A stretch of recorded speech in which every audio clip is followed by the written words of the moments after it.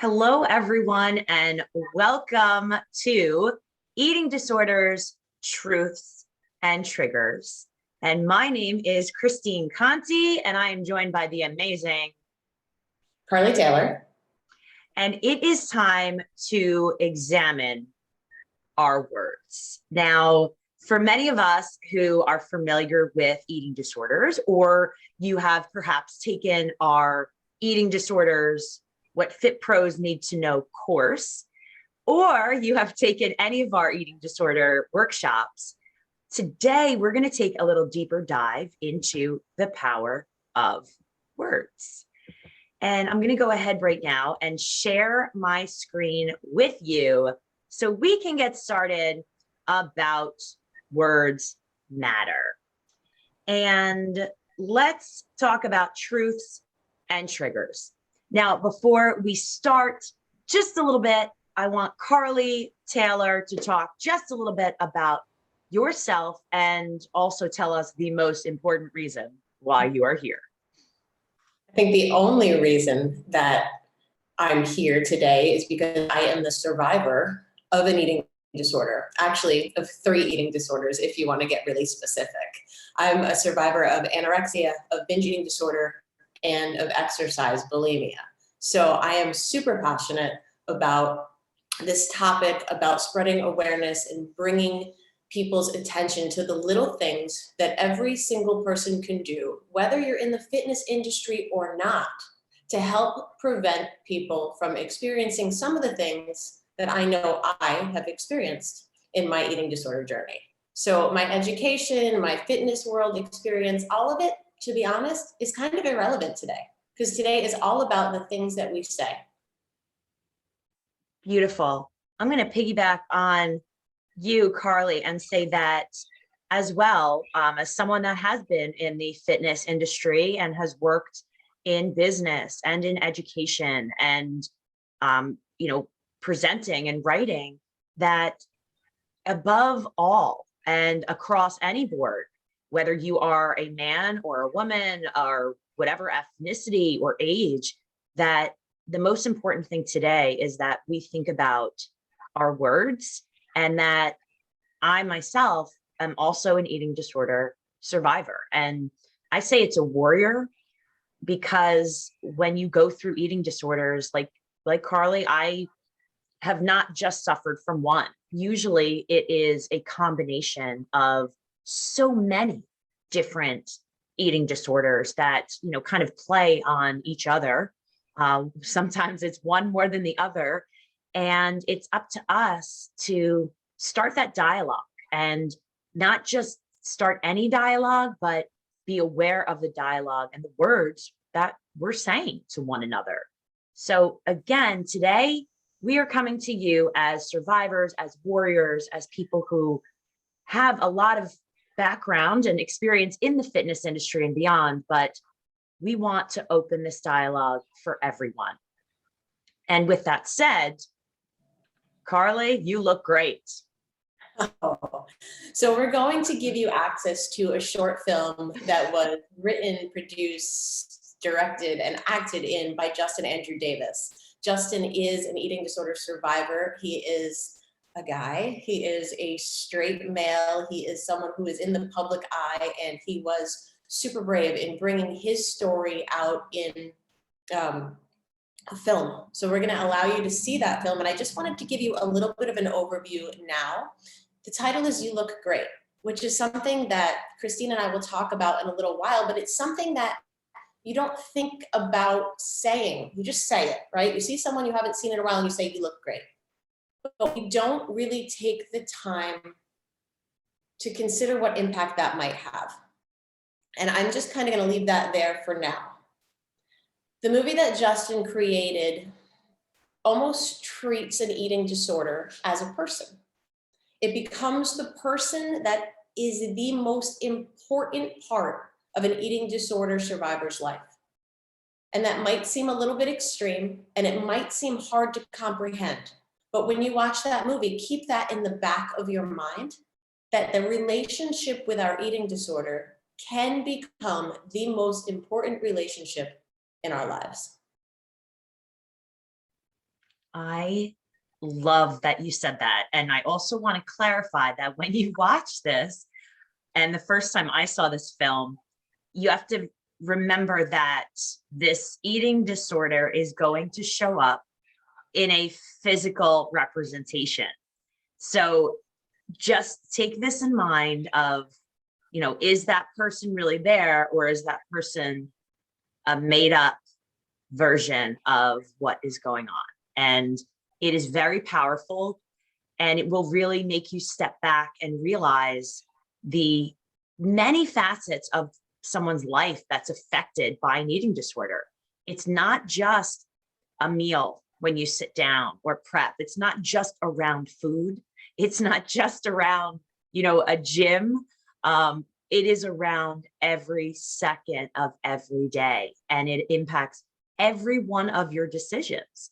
So this is a great way to kind of take a step back and really analyze some of what we're talking about today with words matter and the impact that that might have that you may not even realize. So I'll go through the objectives very quickly today, and that is examining the impact of words to either trigger or heal a client with an eating disorder.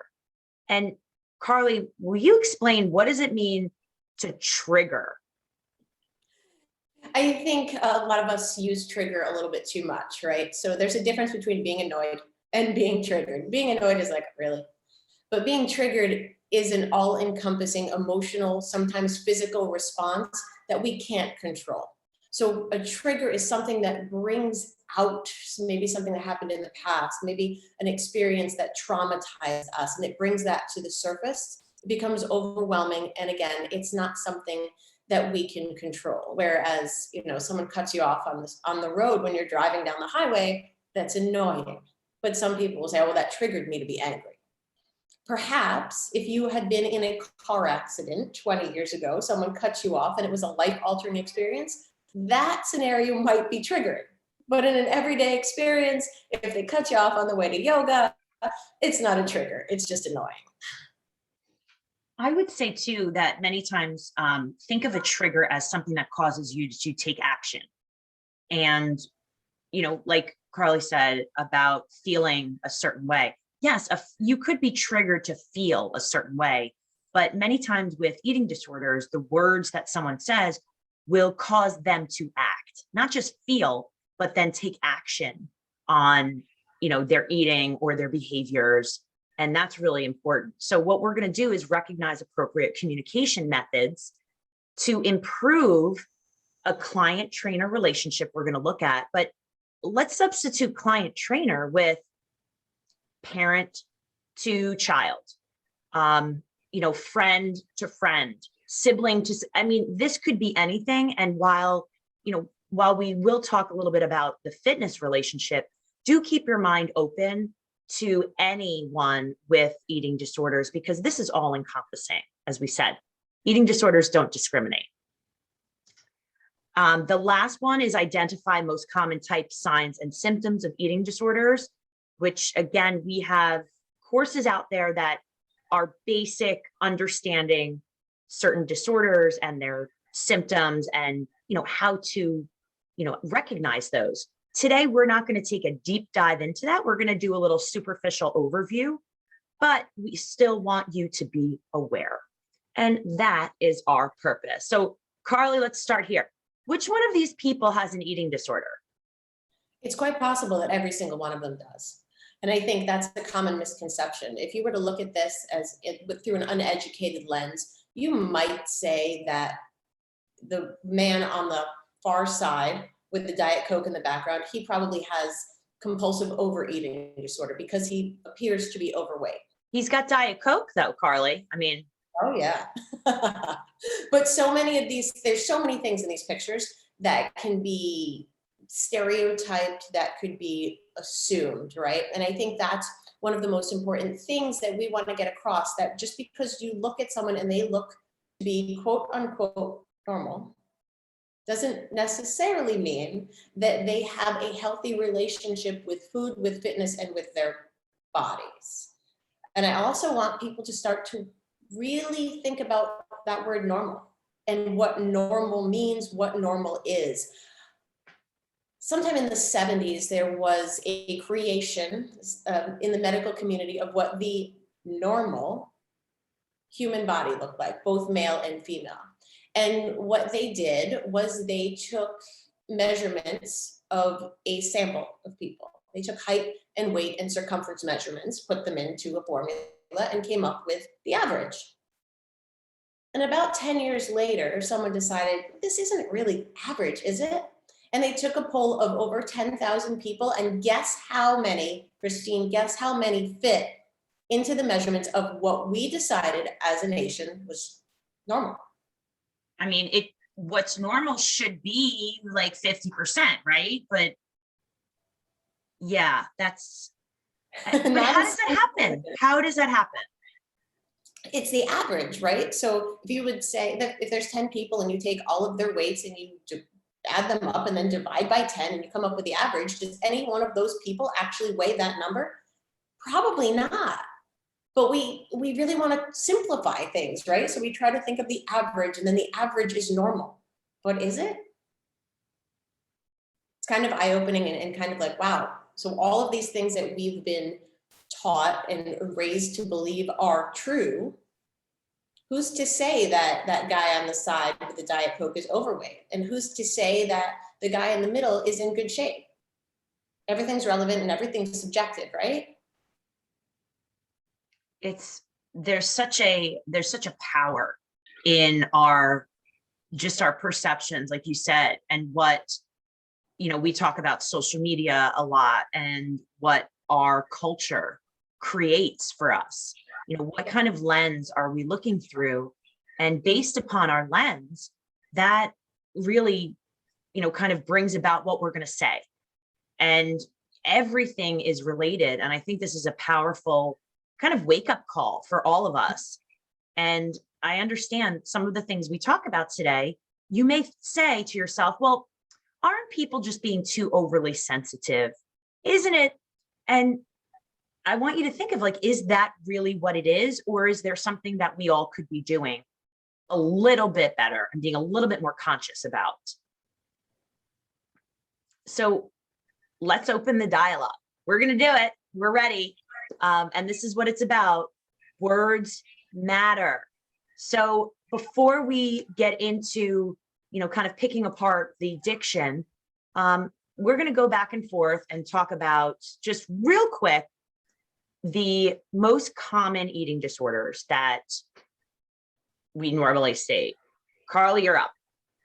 Anorexia is probably the most common in the public eye. Anorexia is typically someone who's very underweight, but not always. But what always occurs with anorexia is restricting, whether you're restricting calories, whether you're restricting carbs, whether you're restricting fats, you're restricting sugars, you start to restrict, and that restricting just grows and starts to create a snowball effect. So the person suffering is out of control. And let me ask you this question. So a big trend right now is all about fasting. Many different, let's say, eating plans that are out there being sold.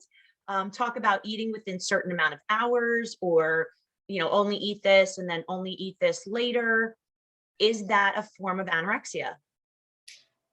Not in and of itself, but it can absolutely turn into anorexia for anyone who is predisposed to having an eating disorder. So I know that for me, if I decided to start intermittent fasting, that would be a slippery slope. I know that I would be able to not eat for the 7, 8, 9, 10 hours that they're asking me to eat, but I know that there's a switch somewhere in my brain that might flip. And then I would start to say, well, if 10 is good, 11 is better. And if 11 is good, then 12 is better. And if 12 is good, you get the idea. Right. So those fasts don't cause eating disorders, but they can absolutely contribute if someone is predisposed. I just like to bring that about because that is, we're talking about words today, and words matter. And the word fasting is I would say is a trigger for a lot of people. And again, we're not getting into medical fasting. We're not, we're not doctors, but again, the same thing. We hear people go on, 3-day water, or juice fast or juice cleanses. Think about what you're presenting to people sometimes, because if you're not asking those questions about their past, and those words in and of itself could be very harmful, which leads us to bulimia, which is you're taking in an exorbitant amount of calories. You are binge eating, usually within a certain time period, and then you are doing whatever it takes to get rid of those calories, whether it is, through using or misusing laxatives, or, vomiting, things along those lines is your bulimia. And it doesn't have to be, some people think like, oh, someone with bulimia has got to sit down and eat, 10,000 calories. Someone with bulimia could sit down and eat a yogurt that's 100 calories and think, you know what, that's too much. I don't want these calories. I need to get rid of this. So there is that idea sometimes that we don't think of, you may look or may think someone's eating a certain healthy way, and you may not realize what is going on. And also exercise bulimia as well. You could see someone overeat. Maybe they ate, a couple extra cookies. They had that cupcake because it was, a celebration. And then it's this immediate guilt or compulsion, or even anxiety. You can't think of anything else in the world except I need to get rid of these calories. And many people with exercise bulimia will do it through, over exercising, going to the gym multiple times per day. I can't stop running until I hit this amount of miles, have burned this amount of calories. You may see an obsession with wearable technology, with watches, with heart rate monitors, you name it, because they feel that, okay, I don't care how I feel, if I'm tired, if I'm sick, I have to get rid of these calories. So it is a compulsion and it takes over. So what about compulsive eating and binge disorder? I want to bounce back to exercise bulimia real quickly. So talking to fitness professionals, right? That is something that oftentimes unintentionally fit pros can encourage, right? Mhm. If you're trying to encourage a client to do 2-a-days, or you talk about burning off certain things, those words will resonate with your clients. So as we talk about words, think about that and think about how you perhaps encourage your client to do an extra session on a day after they overindulge. So if someone is predisposed to an eating disorder, it could snowball out of control and not just be that particular day that they do 2 workouts in one day. Compulsive eating or binge disorder, typically you would think of a picture like that guy with Diet Coke, right? And that would be the person who's a compulsive eater or has binge eating disorder. Most people who have compulsive eating or binge eating disorder are not significantly overweight, believe it or not. They might struggle with 10 or 15 pounds up and down, but the real key to this disorder is the lack of control. Sometimes even the lack of memory that you're eating the food. Some people with these disorders will wake up in the morning and notice containers in the trash and they live alone. So it's this overwhelming sense of disarray whenever food is around. They start to eat and they can't stop, and it becomes the only thing that they think about. And often the eating is done in private, in secret, so people in your life might not even know that you're struggling.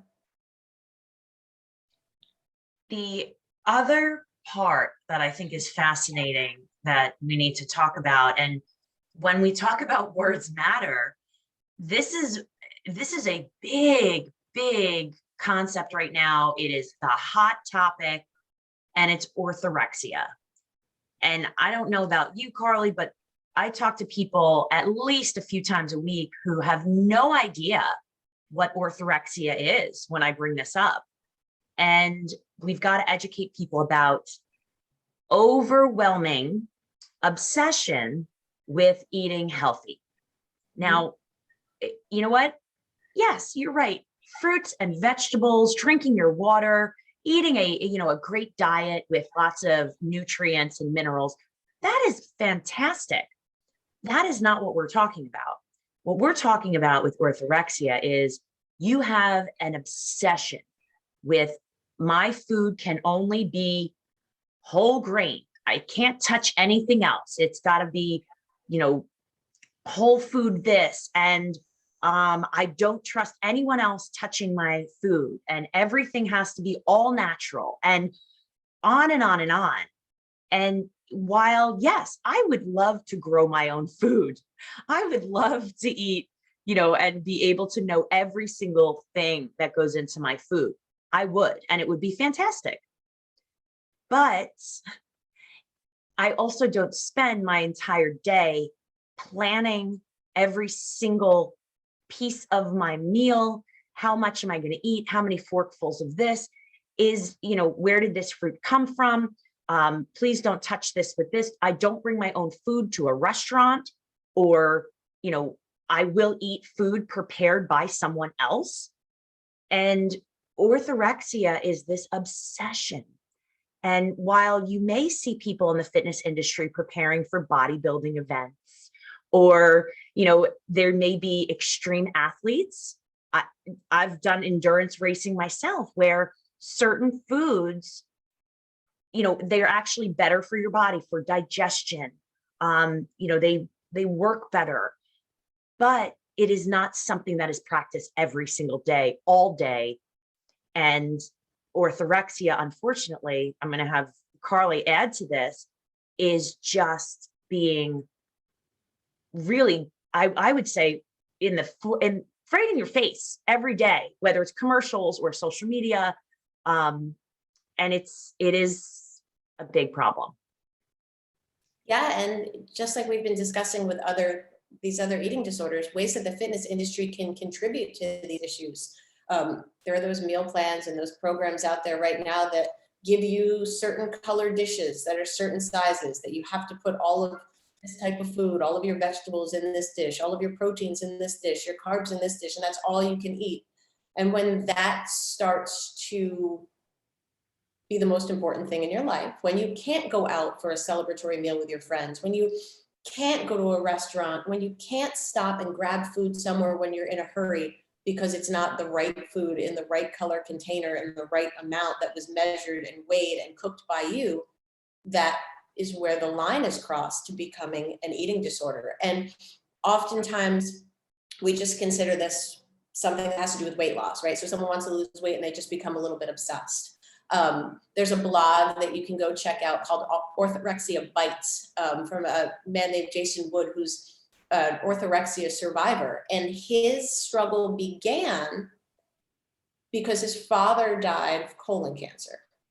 And he was so scared of colon cancer that he started to research what foods would cause it. So he stopped eating them. And the more research he did, the more things he would find that might contribute to colon cancer. And he would just continue to eliminate everything from his diet that could possibly, in some way, shape, or form, cause cancer. And it became his entire life. And that's an eating disorder. Had nothing to do with weight, but it's an eating disorder. I think that's an important thing that we need to realize, that eating disorders are more than just weight issues. They're more than just calorie issues. They're more than just exercise issues. And I would say too, to make sure that we are not medical doctors right now saying, listen, you have a certain disease and you should eat whole grain. Or, we hear people that are allergic to certain foods. We hear about, things that, gluten causes, or some people have these real, issues and reactions and allergies to the food. That is not what we're talking about at all. There are certain diets that people do need in order to survive and live. And this is a complete lifestyle choice, is what we're talking about, where your choices of restriction start to, really snowball into affecting every single part of your life. Absolutely. And that kind of leads you into other non-diagnosed eating disorders. Well, what is that? I like to think of eating on a spectrum and eating disorders, behaviors on a spectrum. All of these things that we've discussed already are diagnosed eating disorders. They're on the one end of the spectrum. All the way on the other end is intuitive eating. You eat what you want, when you're hungry, you stop when you're full, and there's no emotional attachment to that food. There's no good food, there's no bad food. You just eat to fuel your body. I've heard that there are people like that out there. I don't know, to me, they're like unicorns, but I've heard there are people like that. I really believe that most of us are somewhere on the spectrum there. Somewhere, many of us are closer to that. Every once in a while, you're like, oh, I shouldn't have eaten that. But it's not a huge deal. It doesn't ruin your day. A lot of us are like right in the middle where we eat something and we're like, oh, I need to go for a run to burn that off. I need to watch what I'm eating for the rest of the day. All of those things are disordered eating behaviors. So yes, there's a difference between an eating disorder and disordered eating, but disordered eating behaviors are realistically anything that ties emotion to your eating behavior. It's interesting because when you think of certain foods too that bring you comfort, they call them comfort foods, right? So if for some reason, if I'm just thinking, to talk about words and to talk about what we say to people, if something good happens, how many of us have been rewarded with food?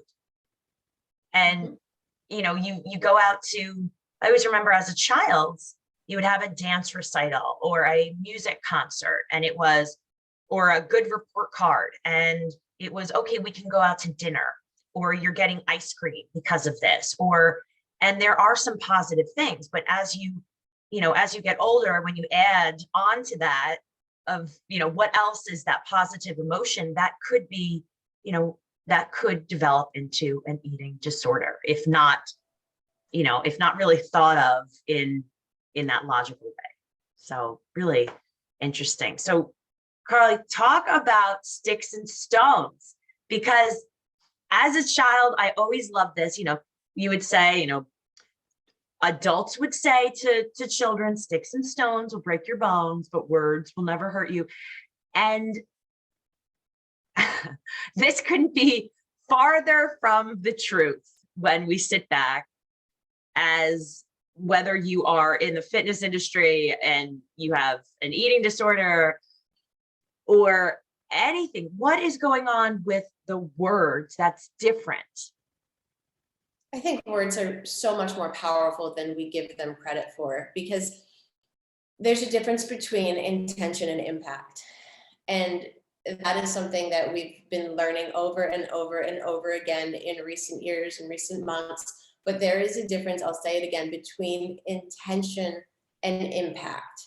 I may say something with really good intentions. That doesn't mean that those words are going to land like that to whoever hears them.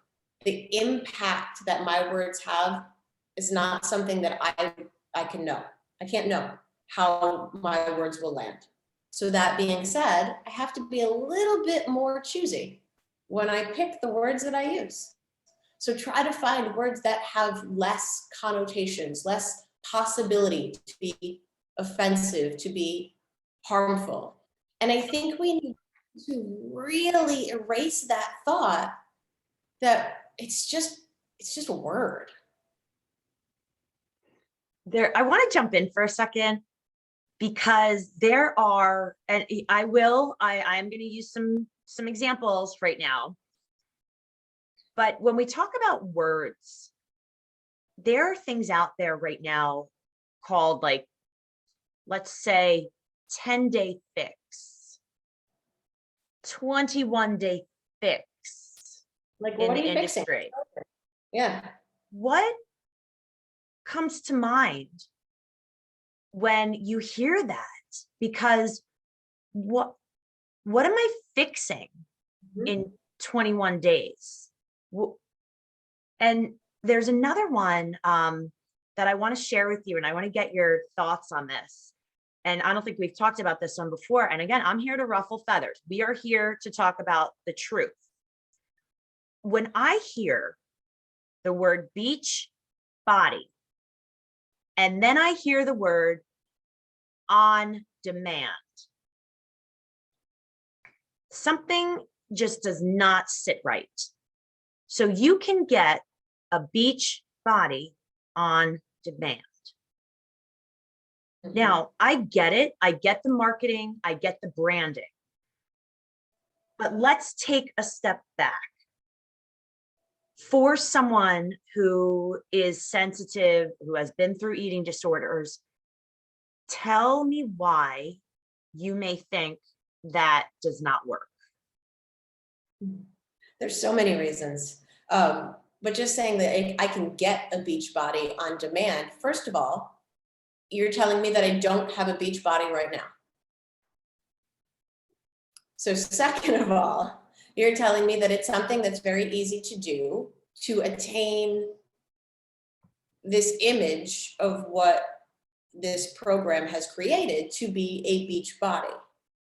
So when I take these classes on demand, and in 2 sessions, 4 sessions, 2 months, I do not look like the person in the advertisement, then I've failed.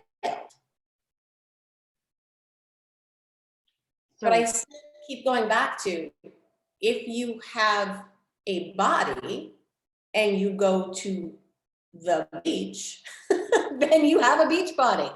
It's like people that say, I don't have a yoga body. Well, if you do yoga and you have a body, then you have a yoga body. But we have these ideals, right, in our head, that marketing, that Instagram, that social media in general put out there, that we associate things. Like, I'm not flexible enough for yoga. It seems a little backwards, right? My body doesn't get into those positions. Probably not now, because you've never practiced them. I don't have that kind of body that that person has on the beach body. No, and you probably never will. And that's not a bad thing, right? There are 10 billion people on this planet right now, maybe 10 billion and 2 by now. But because of that, there are 10 billion and 2 different versions of a beach body. It's not just the one on that screen. So let's go forward really fast. And I do want to go back to the whole idea of, you look great. I mean, this is like the umbrella of what we're talking about today. And you said it's about, intention versus impact. And I always love the saying, what was the road to hell paved with? Good intentions. And we've got to really educate ourselves first. So if you are a fitness professional, maybe you're a business owner, maybe you have employees that work for you. You need to educate yourself about the power of words. And what does that mean when you're talking to a client? So you need to go out, do some reading, take a course, take some of the workshops that Carly and I have out there for you to just have some self-reflection of, what is it if I do say, and we're going to go over some great ideas for the fitness world about what's out there and why we need to maybe change the way we're looking at things, and what that could mean for someone, and then have the open communication. We're going to talk about, what do you say to someone?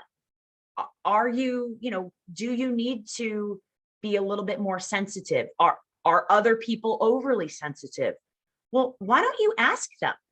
Why don't you ask, how do you feel when I say this? Why are we not doing this? And why are we so uncomfortable using our words?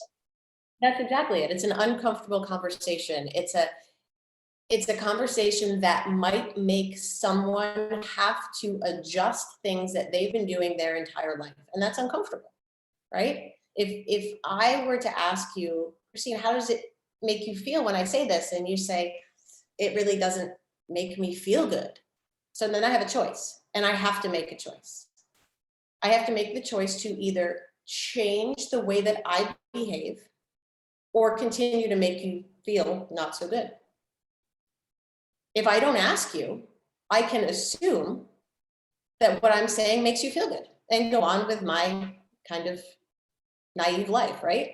So it's an uncomfortable conversation because it's forcing people to have to change their own behavior. And change is hard. As human beings, we want to resist change.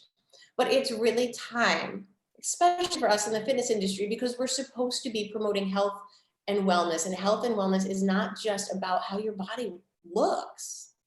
It's about how you feel. It's about your mental, physical, and emotional well-being. And if we don't take the time to ask these questions, to have these uncomfortable conversations, then yeah, we might be able to make people look like the people on the cover of Muscle and Fitness magazine. But is that really why you got into this profession? Because I know that's not why I got into it. And sticking to our lane. What's our scope of practice in the fitness world? We are not, I repeat this a million times. I am not a medical doctor. Our specialty is fitness, wellness, exercise science. Again, we have some specialty in, medical fitness niches where we've done extra studying and extra education. But our job is to analyze movement, physique, joint movements, help with strength and posture. This is exercise science, and this is not diagnosing. We are not prescribing medication. Oh, you must have this. You should eat this. If I'm a nutritionist or registered dietitian and I'm also a personal trainer, that's a different story.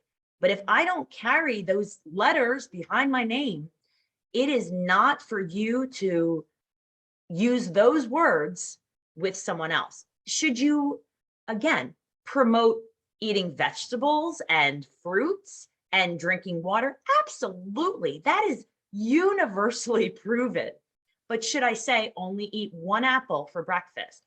Only have one vegetable for, that's where the line gets drawn. It's here's what is good for you. I'm not passing judgment of what, when, or how you should be eating, because that gets into a very messy situation of now you're using your words in a negative way and things are just not, in your scope of practice anymore. So what do you suggest, Carly, for the trainer talking to the client about how they look? You look great. You look great is such a well-intentioned statement, isn't it? It's so well-intentioned. And you say it, oftentimes I think we say it because we don't know what else to say. When you see someone who you haven't seen in a while, we say, you look great. How about saying, it's great to see you? Because that doesn't make them think about how they look. And I know that might sound silly, but if speaking from an eating disordered mind, okay, if someone were coming to me and said, oh, you look great, the first thing that I would say, or the first thing that would go through my mind is I would start to think, do I look great? The first thing that would come out of my mouth would be to just cut that off. I would say, oh, I'm so tired, or I'm having a bad hair day, or I didn't have time to put on makeup today. I'm going to negate that because that compliment about how I look makes me uncomfortable as an eating disorder survivor. Am I being too sensitive? Maybe. Was that your intention? Nope. But was that the impact? Absolutely. Absolutely. Another thing is, what if you see someone who you haven't seen in a while and they've clearly lost a lot of weight? And you say, oh my God, you look great. And they say, well, yeah, I've been on chemotherapy for the last 8 months. I just, oh boy, right? And yet that might be an extreme, but maybe they recently suffered a loss and they're so depressed that they're not eating. And then what are you doing by saying you look great? Are you really complimenting them, or are you telling them that the unhealthy behaviors that they've been partaking in are doing a good thing and they should continue them. Yes, it's a slippery slope. So when you see someone that you haven't seen in a while, say, it's so great to see you. And on the fitness professional side, yeah, we talk about the aesthetic, right? We talk about how people look. It's just part of the things that come out of our mouth. We are trained that that's the right thing to do. When you see someone out on the gym floor that's your client, you're trained to say, you're looking strong, you're looking great, you're looking fit, you're looking. What if we change that and talk about the movements that they're performing? Because that right there is our role. That's the lane that we need to stay in. As fitness professionals, we are there to help people move. We coach movement, we train movement, we design programs based on movement. So let's focus on movement. Hey, Christine, I saw you on the gym floor. Those lunges that you were doing are so much better than the lunges you were doing just a month ago. Great job with that form. So now we're talking about the aesthetic in a way, but we're talking about their fitness goals. We're not talking about their body shape, body size, weight, body fat percentage. We're talking about their performance of an exercise that we have trained them to do. That's our lane. I think, and I'm going to go forward with this a little bit about classes in a moment, but I think what we're talking about too, and I want to make sure that when you're in a gym, right, when you're a fitness trainer to client, it's also a little bit different, because what kind of rang a bell is, if you are, say you're getting married, I'm going to throw this out here right now, and the bride is in a gorgeous dress, hair done, makeup done, right? And you go up to that person, bride, groom, I don't care, right? It could be anyone. I don't care who's wearing the dress these days. But you go up to that person and you say, I am so happy for you. You look great. I almost think that it's a different situation. And that, I think we need to be aware as well, because that person it's a special event. They've gotten dolled up for said event. And it's not a comment so much on their physical appearance as it is, you look so happy. You look so great. So, I don't want people to walk away from here going, oh my God, I could never say that ever again. I can't tell someone they're great. It's the context. Absolutely. If you're talking to someone and clearly you're saying you look great, and it's because of, maybe they put on a little weight, maybe they took off a little weight in a physical sense, that I think is really important to point out, from that mindset that, it is, something to consider. And going on from this awesome conversation is, let's take it a step further. And we had said, now it's not about you looking great in the gym. It's great to see you. So we're not passing judgment on the person. I'm not saying you look great and you look like you lost weight. No, I am happy to see you. Put it on yourself. I am blessed that we ran into each other today. And in addition, the fitness industry loves to name classes and challenges that, again, intention versus intent, or impact, put it that way. And Carly, I am going to name a bunch of classes for you.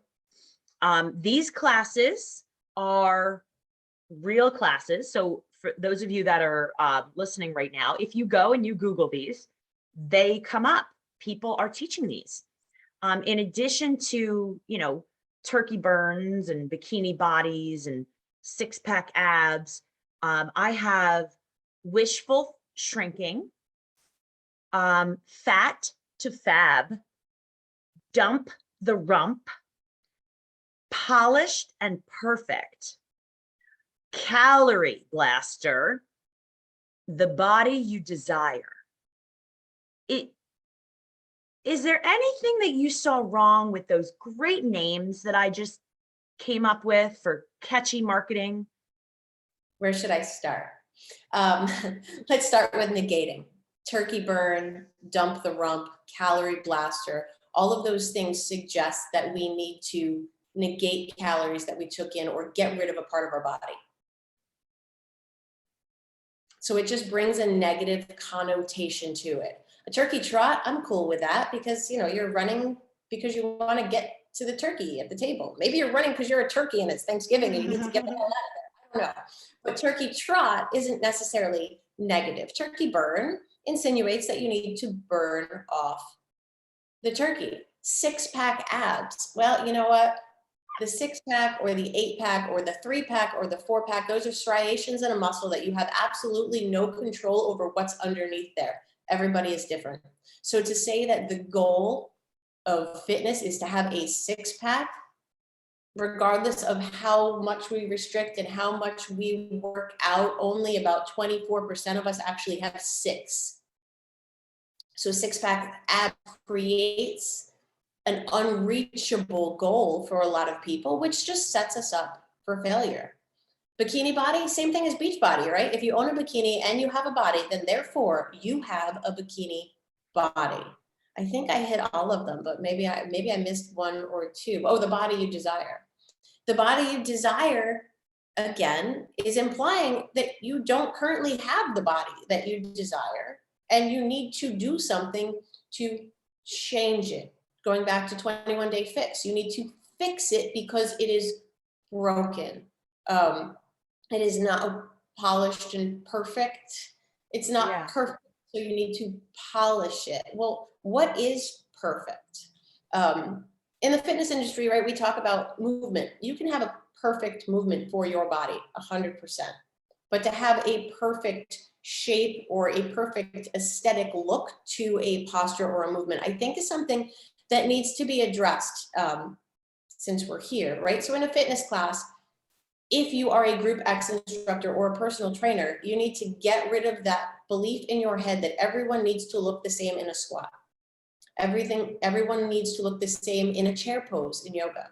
Everyone needs to look the same in a lunge. You get the idea.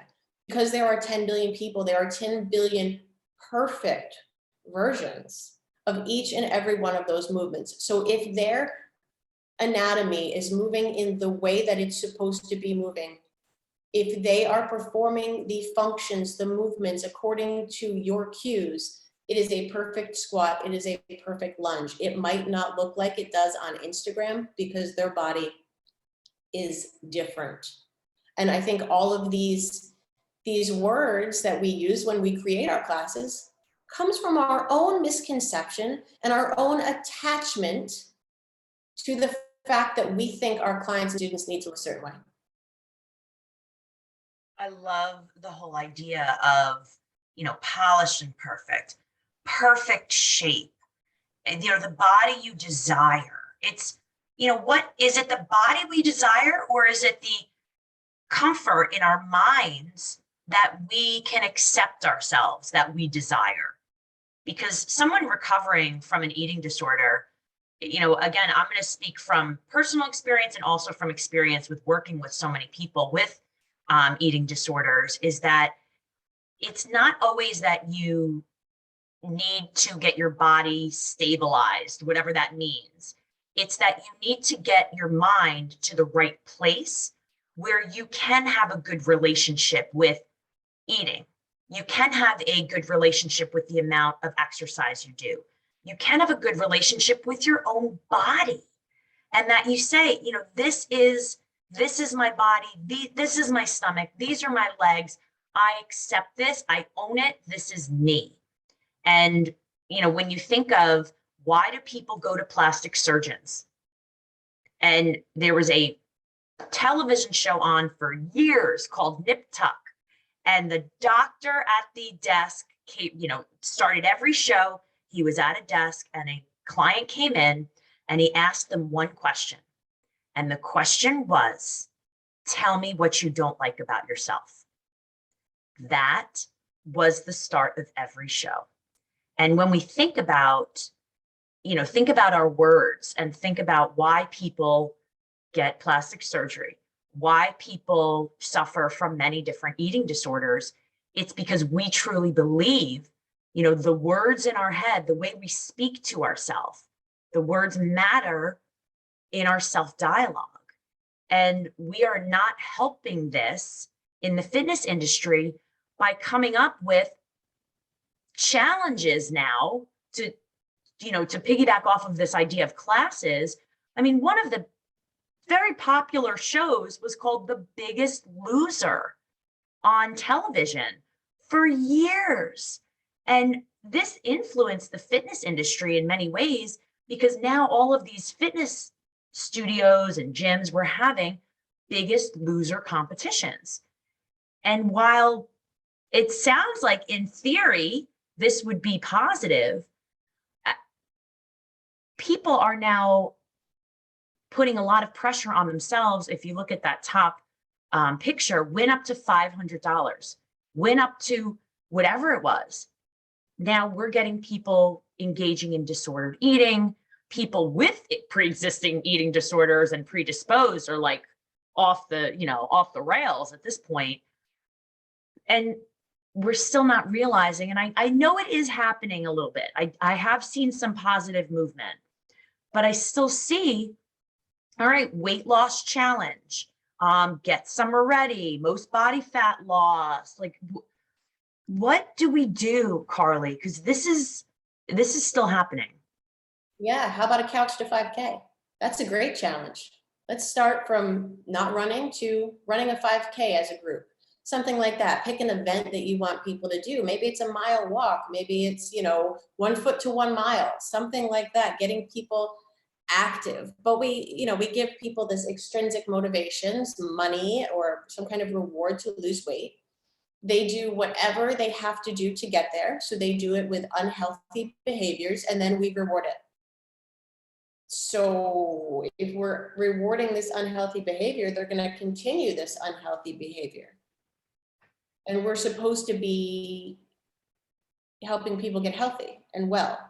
But realistically, what we're trying to do is make money, right? What we're trying to do is get more clients by proving that we can get somebody to lose weight.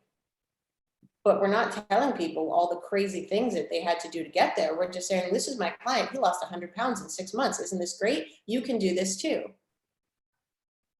And I think that's a scary place. I mean, many fitness professionals, this is your only income. This is what you have to do to pay your bills. And you don't have to take every client, and you don't have to do things like this in order to serve your population. If someone comes to you and they say, I need to lose 20 pounds, and you look at them and you're like, oh my God, if you lose 20 pounds, you're going to disappear. And that's in the back of your mind. But what comes out your mouth is, great, we can do that. You have to seriously sit back and think about why you are in this industry. We're here to help people. So what should come out of your mouth is, I'm not the right trainer for that. I would be doing something that I don't think is right, because I firmly don't believe that losing 20 pounds would be healthy for you. That might open up a conversation. There's that uncomfortable conversation that we talked about a while ago. That is not a comfortable place for many people, not just in the fitness industry, to be. So that client might just walk out your door and find another unethical fitness professional who will do the job that she wants done. But it might make her stop and think. And it might make her open her mouth and say, yeah, I'm really having trouble. I'm really struggling. And that is, going back to getting in your lane, that is where you should have a list of resources that you can steer someone to local eating disorder, local therapist, the NEDA website, all of those things, so they can get help. You are not a therapist, just like you're not a nutritionist and you're not a medical doctor. But you do have 2 ears, and you do have the ability to sympathize and empathize, I hope, right? So you are able to listen and not cut them off, and listen to everything that they have to say, open that conversation, and then help them. So I think it all comes back, all the things we've been saying all come back together over and over again. Choose your words wisely, stay in your lane, and really allow yourself to get uncomfortable. I would add, when you said, maybe I'm not the trainer for you, also just ask them why. Have, when we talk about words, I want to lose 20 pounds. Why do you feel that way?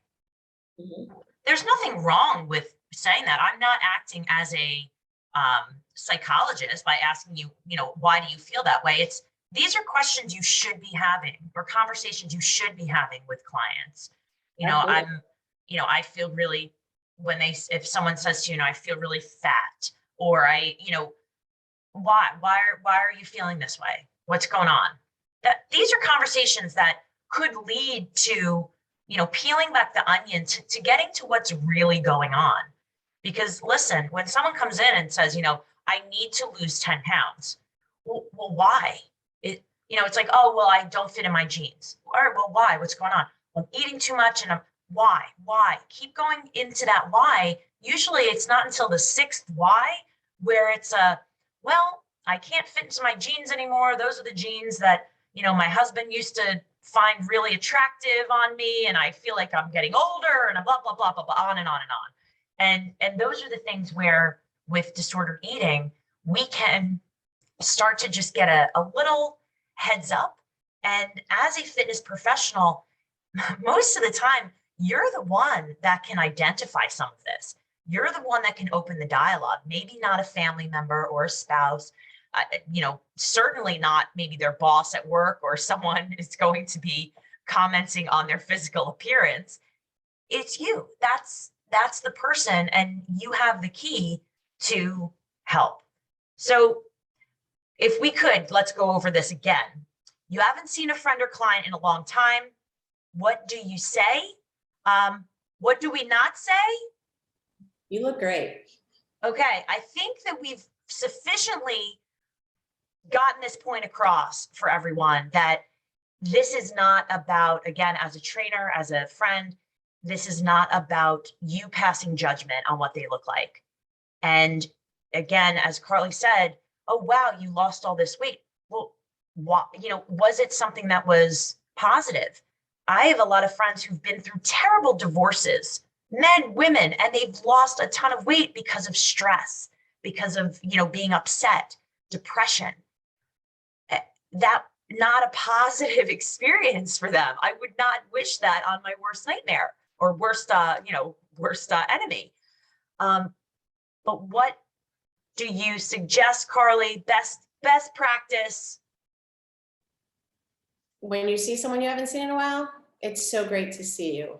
Or I'm excited to see you. Or bring up something like, it's been so long. Do you remember something that you've done together? And take it off of the aesthetic, because we just put too much emphasis, and not just in fitness, but in life in general, on what people look like. And I think when you spoke about the bride, that's an instance where you talk about how someone looks. When someone has a headshot done for a profession and they send it to you and say, what do you think? You're not going to say, it's great to see you, right? You're going to say, you look great. So those are the situations where it is okay to say that. You can't, it's not that you are never allowed to say, oh, I love whatever. I love your hair. You look good. But try not to make it your go-to. Try not to always comment on somebody's physical appearance. The other thing, and I think we should just go over this, is that in the fitness industry, there's always going to be people coming up to you, grabbing their stomach, as you all are going to see in the video, grabbing at their stomach, grabbing at different body parts, and really treating themselves in a very negative way that you may never treat or say those things to anyone else, but we say them to ourselves. And these self-deprecating words hurt. So I know that people have come up to me in the past and said, my leg is so fat, my stomach is this. For me, it's not okay to say, oh yeah, me too. Oh, look at mine, or look at this. Or when describing the body, using negative words. Personally, I will ask, I am that person who says, why do you feel that way? What's going on? And I do throw it back at that person and try not to say, oh yeah, me too, because you don't want to, kind of exacerbate what they're saying. What things will you possibly say to someone if I say to you, oh, my arms are jiggling, my legs are flabby? What do you do? I'm so sorry that that's what you see. Or I'm so sorry that you feel that way. It makes me sad that that's what you see when you look at yourself. This is what I see. See, that is something that is uncomfortable for a lot of people. It's so uncomfortable. It's so uncomfortable for a lot of people because they go through the same thing themselves and they know it. So I go through that. I think that way about myself. So in my head, if I acknowledge it in someone else and approach it and have that uncomfortable conversation, in a way, I'm having it with myself, right? Like, in a way, I'm acknowledging that my own behavior and my own thoughts might not be the best or the healthiest. So it is uncomfortable. And there's no way around that. I'm not going to say, well, it's uncomfortable, but well, it's uncomfortable. But we need to get a little bit uncomfortable in order to grow, right? Yeah. I want to say from even a personal example is, listen, I am a woman in her 40s with 2 kids. There's things with your stomach that are never going to be 6-pack, whatever this is.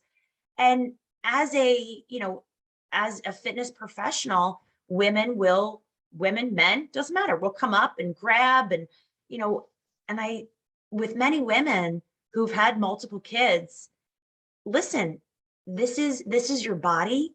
Let's love what it did. Your body made children, and your skin stretches and it retracts, and this is beautiful. And this is something that should be celebrated and not frowned upon. So own it. Own the fact that you are not who you were when you were 20. It's okay. And these are the conversations that, again, it makes me think when I say that to someone else, yeah, we've got to start loving ourselves a little bit more, or accepting. You don't even have to love yourself. Just accept it. Own it. This is who you are. That's your character. That's your being. This is your shell. And what you have is really in your mind. And what happens? Your mind uses the words and believes them or throws them away.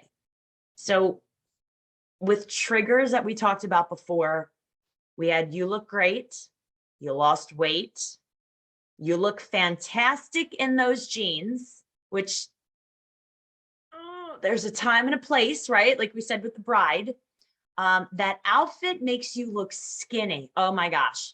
Okay. We can go on and on and on. And, for everyone listening right now, what can you think of? I mean, get out a piece of paper and jot down some of the things that you may in the last couple days or week have said to someone, commenting on their physical appearance. And, you may even want to just keep that somewhere, keep that sheet of paper somewhere, because as you go out tomorrow or go to work or work with people, think about some of those things. And after hearing from us today, what could they be triggering that you're not aware of? So, Carly, I want to throw this over to you for a moment, because you said before, everyone should have some help hotlines, call centers, resources, because again, not being a medical doctor, we have a unique opportunity to step in and help people maybe get the right resources and get the right help, and possibly be that key that could help save their life. Yeah, if you Google, eating disorder help or eating disorder treatment, you might get steered in a lot of different marketing directions. So instead of Googling that, just go straight to the NEDA website. NEDA is not for profit. NEDA will give you all of the resources, both locally and nationally, both in person and virtual. We'll give you a lot of information that is backed by science about eating disorders, lots of statistics, lots of studies that are peer reviewed. So everything that you're going to find here is legitimate and is researched. And they're not trying to sell you anything. I did a little bit of just poking around before we added our resources to see what someone would find if they Googled eating disorder help. And there's quite a bit of people who are trying to make money off of these things. So send your clients here, send your friends to NEDA, and do your own research. Go on the NEDA website and poke around. You'll see a lot of stories of a lot of individuals that look all different shapes, sizes, forms, all different colors, gender identities. Like Christine said in the very beginning, it doesn't discriminate. And I think it will help you get a broader picture of what's going on. So what we're going to leave you with today is that both of us are here for you. And if you want to contact us, we'll give you information on the next slide, but we do live and virtual speaking events. We do presentations and workshops. So whether it is for your gym, fitness facility, companies, corporate wellness, and maybe it is your athletic teams, maybe it is anyone that is in need, or various questions about how to use words and why they matter and what impact they can have on you and everyone in your life. So these are our email addresses. You can obviously find us anywhere that you Google our names, Christine Conti and Carly Taylor. But with that said, I super appreciate all of you for being here. And Carly, it's always a pleasure. Oh, same here. And you can also follow us on Instagram. My Instagram is get_ContiFit. And Carly, you are at Think Fitness Car. Beautiful. All right. So thank you, everyone. I'm going to stop sharing that screen for now. And remember to always open the dialogue, and words matter.